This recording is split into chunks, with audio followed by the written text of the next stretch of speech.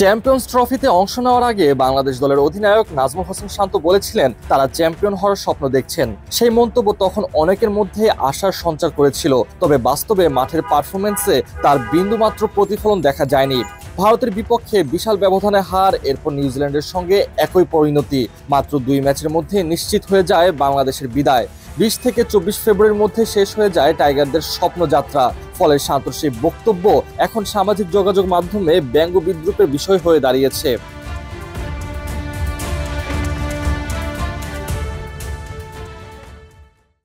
হালিম কে আনলো? আনেনি, বানিয়েছে। ভালো হলে আমি, খারাপ হলে ভাইয়া। দারুণ হয়েছে। সবচেয়ে সহজে সবচেয়ে সুস্বাদু হালিম, রাঁধুনি হালিম। গ্রুপ পর্ব থেকে ছিটকে যাওয়ার পরও বাংলাদেশকে খেলতে হবে আরেকটি ম্যাচ, যা কেবল আনুষ্ঠানিকতার। রাওয়ালপিন্ডিতে টাইগাররা মুখোমুখি হবে স্বাগতিক পাকিস্তানের বিপক্ষে। এই ম্যাচের আগের দিন সংবাদ সম্মেলনে আসেন দলের সিনিয়র সহকারী কোচ মোহাম্মদ সালাউদ্দিন। সেখানে তাকে প্রশ্ন করা হয়, চ্যাম্পিয়ন হওয়ার যে আত্মবিশ্বাস শান্ত দেখিয়েছিলেন সেটার সঙ্গে দলের বাস্তব পারফরমেন্সের এত ব্যবধান কেন।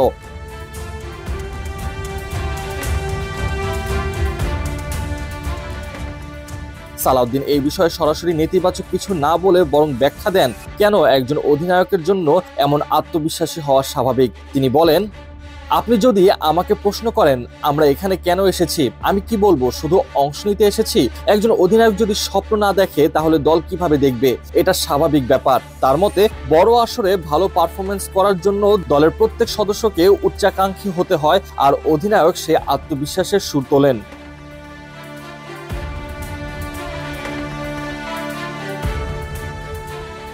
তবে মাঠের খেলায় সেই আত্মবিশ্বাসের প্রতিফলন ঘটাতে ব্যর্থ হয়েছে বাংলাদেশ দল, সেটা স্বীকারও করতে দ্বিধাবোধ করেননি কোচ। সালাউদ্দিন মনে করেন দলের সবাই নিজেদের সেরাটা দেওয়ার চেষ্টা করেছেন, কিন্তু প্রতিপক্ষের সঙ্গে তাল মিলিয়ে খেলতে না পারার কারণে এমন ফল হয়েছে।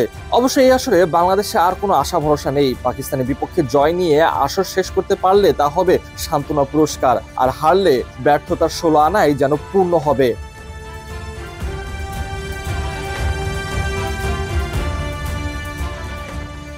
বাংলাদেশ দলের জন্য চ্যাম্পিয়ন্স ট্রফির এবারের অভিযান হতাশাজনক হলেও ভবিষ্যতে ভালো করতে হলে দলগত পারফরমেন্সের উন্নতি জরুরি। পাকিস্তানের বিপক্ষে শেষ ম্যাচটি তাই দলের জন্য মানসিকভাবে কিছুটা ঘুরে দাঁড়ানোর সুযোগ হতে পারে। এখন দেখার বিষয় অন্তত শেষ ম্যাচে বাংলাদেশ আত্মবিশ্বাস ফিরে পেতে পারে কিনা।